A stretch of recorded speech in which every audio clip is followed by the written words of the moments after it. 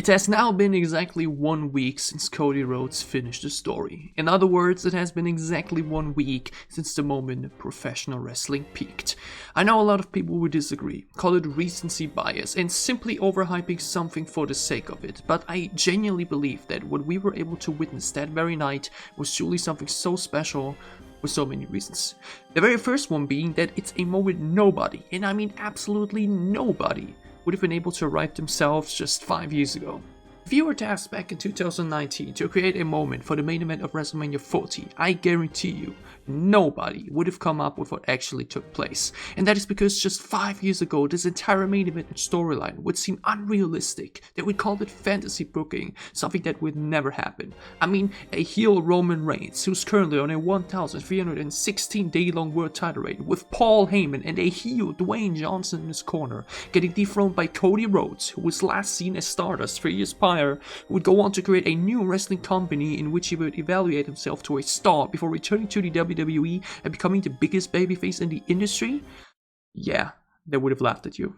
Yet, as unrealistic as all of this is, and still sounds like, the road to this felt so natural as time went on, while also only even realizing itself because of so many butterfly effect moments. As mentioned already, without the creation of AEW, Cody Rhodes would not be in this position right now, and funnily enough, if it wasn't for the fans rejecting Cody as a babyface in that company, he maybe wouldn't even have left AEW when he did, so fan response was another deciding factor. Yet obviously, the biggest butterfly effect to all of this is the pandemic. Without the pandemic, babyface Roman Reigns faces Goldberg for the world title at WrestleMania and probably goes on to remain the same way he always did. Because of the pandemic, Reigns disappeared for months before returning with Paul Heyman. I mean, without a global crisis, Roman Reigns may have never turned heel the way he did, and there's also the entire thing with originally defending the title versus Brock Lesnar at day 1, which due to Roman being sick, led to Brock winning the WWE title instead, which led to that unification title match at WrestleMania 38.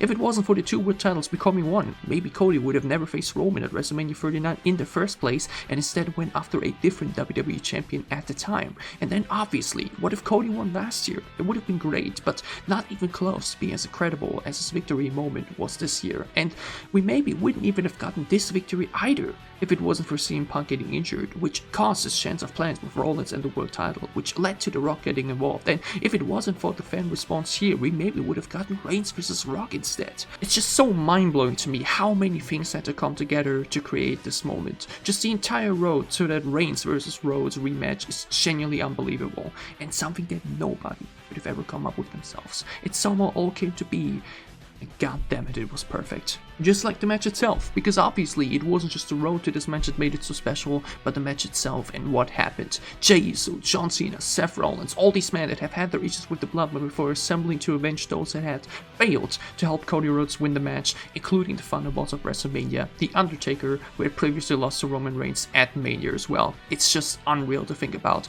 And then obviously, the icing on the cake, the final moment, a 10-year-long story becoming a factor to decide this incredible main event.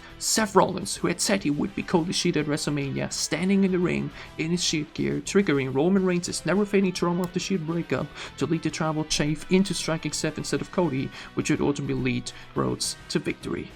Cinema. Genuinely, from the way this match came to be, the storyline itself, the match itself, the stories involved in both the build-up and the match, the returns in the match, the moment of the 1,316-day reigning champion being dethroned by someone who proclaimed to win the WWE title for his dead father, genuinely, professional wrestling cannot get better than this. This is a moment that will live on forever, and even in 40 years at WrestleMania 80 will be considered one of, if not the greatest moment in WrestleMania, but also professional wrestling history. Which is why for me, Cody Rhodes finishing the story is peak professional wrestling and the moment where professional wrestling peaked as a whole. Thank you.